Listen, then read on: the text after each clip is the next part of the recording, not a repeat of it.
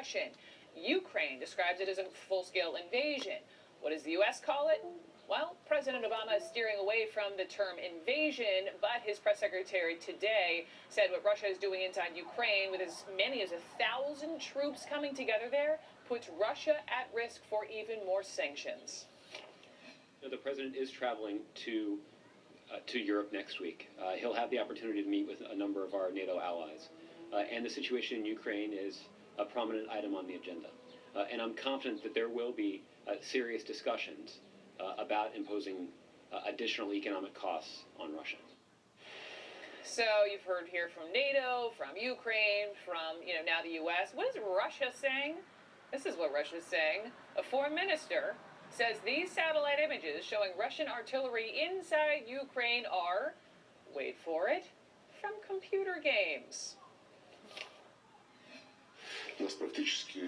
From the very beginning of the crisis, we have been blamed for everything. There have been reports that there are photographs from space showing movements of Russian troops, but as it turned out, it was computer games and the images were taken from there.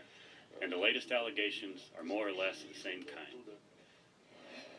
All right, so still today, in another twist, Russia's Vladimir Putin offered a kind of reprieve from the violence. Let me take us straight to Moscow to CNN's Matthew Chance. And Matthew, we know that Putin ordered a quote-unquote humanitarian corridor. Tell me what that is. Well, he called upon the pro-Russian rebels in eastern Ukraine who had surrounded government forces after making some significant military gains over the past couple of days, to open a humanitarian corridor to allow Ukrainian government soldiers out of the battle zone, in his words, to allow them to keep their lives and to rejoin their families.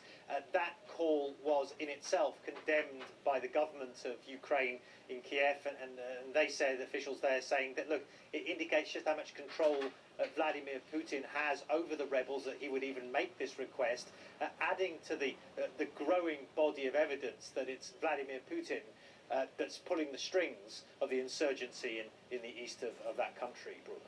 Well, speaking of pulling the strings and having control here, we now know, Matthew, that the U.S. State Department has reported that families in Russia do not know where their sons are being sent, but then they're seeing their bodies returned for burial. What is Vladimir Putin telling his own people about what's happening in Ukraine? I mean, look, there are human rights groups inside Russia itself, never mind the State Department, the Soldiers' Mothers Committee, for one, which is a very prominent human rights group that's held the government and the military to account here in Russia since 1991. They've been investigating this. They've been getting a lot of phone calls, a lot of messages, a lot of contacts with the wives and the mothers and the family members of people serving in Russian armed forces, sort of trying to find out their whereabouts, trying to find out on many instances how their loved ones were killed. It seems that the accounts coming from the families that these soldiers were in fact deployed to Ukraine, something that's been denied categorically by the Russian authorities.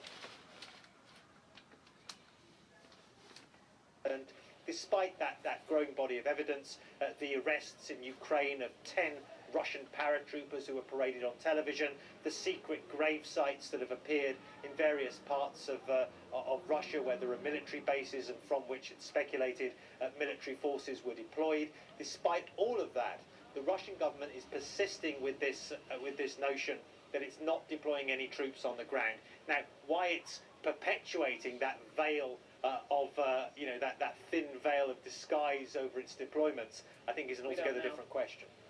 I agree with you, Matthew Chance. Thank you so much in Moscow for us. And we'll stay on this here because one question when it comes to Russia-Ukraine is U.S. military action an option? If so, what would that look like? How would that play out? We'll talk to a retired Army Lieutenant General about that, about strategy ahead. But first, does ISIS want to kill the Pope? According to one report, yes. What additional steps are being taken to protect the pontiff? We'll talk about that with John Allen coming up next.